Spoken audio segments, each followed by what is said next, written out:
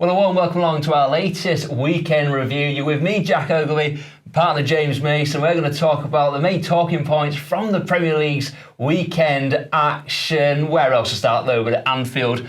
Liverpool beating Manchester City 3-1. The Reds now 5-12 to win the title for the first time since 1990. Of course, they've never won the Premier League.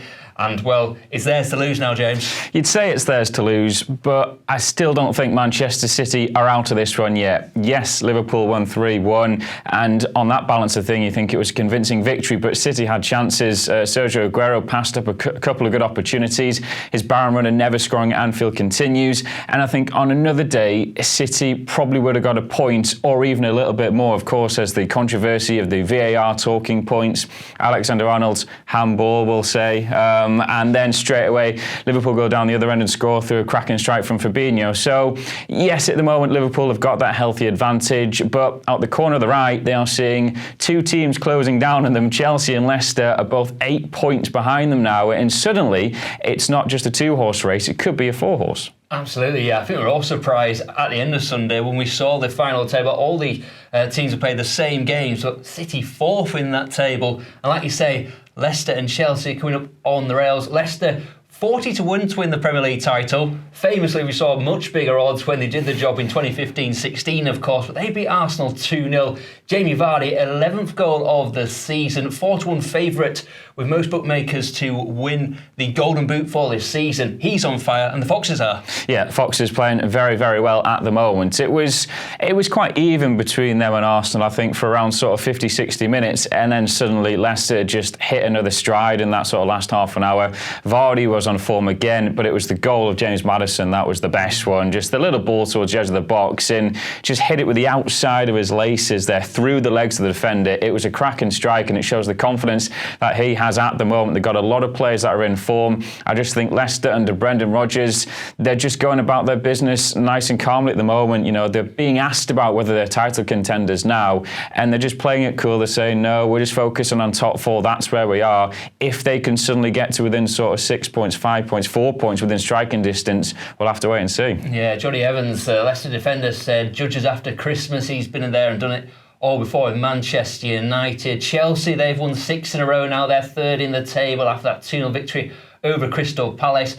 A lot of Leicester's performers obviously surrounded by Jamie Vardy, talking about him maybe getting a recall to the England squad if he comes out of international retirement. But one man who's firing them in at the moment for Chelsea is Tammy Abraham. 10 goals for the season now in the Premier League. 6-1 for the Golden Boot. What a surprise that will be. And what a surprise Chelsea's side have been so far this season. Frank Lampard neutered the job in the summer. Obviously, with the transfer ban, had to go with youth, but it's paying off. Yeah, it's paying off. I think the transfer ban, the 2 windows, is the best thing that could have happened to Chelsea, to be honest, because they've had to put their faith in the youth players.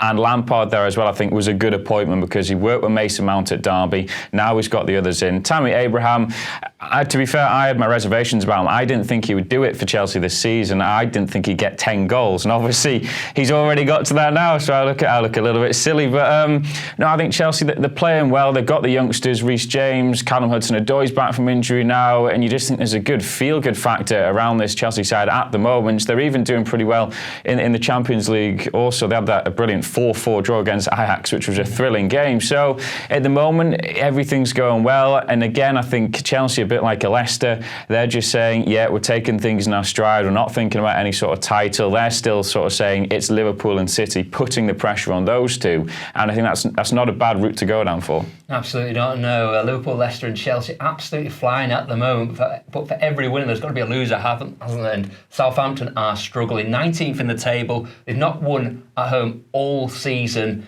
They've not won in the Premier League since September the 14th. Ralph Hasenhuttl, 7-4 favourite to be the next manager to be sacked. And for the Austrian, I've seen them a few times this season, and they're a bit of a shambles, I have to say. Losing 2-1 at home to Everton at the weekend. We thought the loser of that would probably lose their job. Hasenhuttl and Marco Silva. Silva's got a reprieve. Hasenhuttl, not quite sure.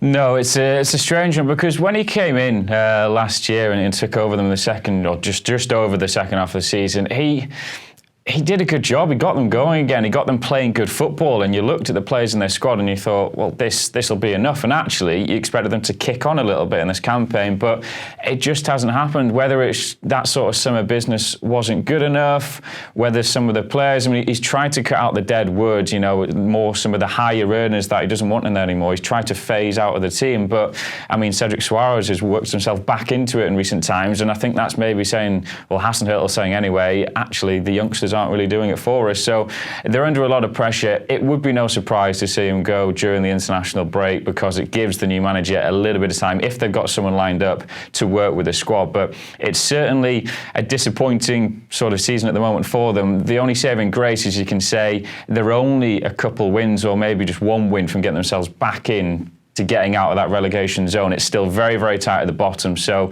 there is still hope. I think everyone thought Watford were going to be cut adrift at the bottom. They're now actually up to 18th in the Premier League table. So it's never over until it's over. Yeah, absolutely. But worrying times, I think, for the Southampton boss. Now we're into the international break. That's all we've got time for today. Thank you from myself, Jack, and James. Remember to follow us across social media. And don't forget to hit that subscribe button on YouTube.